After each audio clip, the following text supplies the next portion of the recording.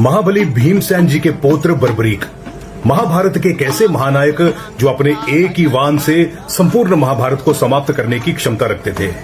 उनके शीश को आज खाटू श्याम जी के नाम से पूजा जाता है, लेकिन उनके धड़ का क्या हुआ? उनका धड़ आज कहां पर है? चलिए जानते हैं उसके बारे में।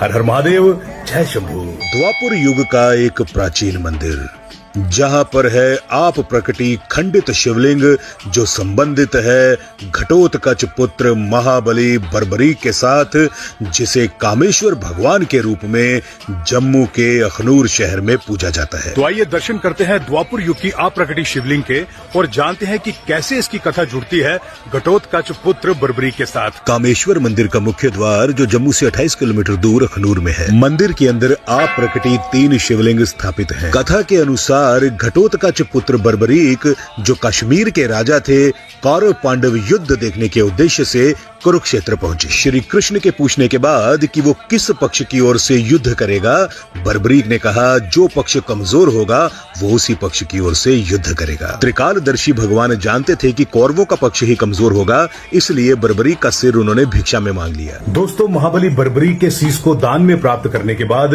भगवान श्री कृष्ण ने उसके धड़ को वापस कश्मीर जाने की आज्ञा दी, किंतु उसे सचेत किया कि मार्ग में किसी की भी दृष्टि उसके धड़ पर ना पड़े। बर्बरीक का धड़ घोड़े पर सवार होकर वापस कश्मीर की ओर चल दिया। रास्ते में तालाब पर स्नान करती कुछ स्त्रियों की नजर उस धड़ पर पड़ी और वो धड़ जमीन पर गिर गया। कुछ काल के बाद उन स्त्रियों के स्वप्न में शिवलिंग आई और उनसे कहा कि तुम्हारी वजह से मैं यहाँ पर हूँ, अतः तुम मेरी पूजा अर्चना करो। खंडित शिवलिंग बर्बरीक का धड़ है जिसे कामेश्वर भगवान माना जाता है। बीच में है स्वयंभू शिवलिंग और तीसरी शिवलिंग है कामेश्वर भगवान का घोड़ा। सच्चे दिल से मांगी हर मन्नत यहाँ पर पूरी होती है। दोस्तों, यहाँ पर एक बार जरूर आए। हर हर महादेव।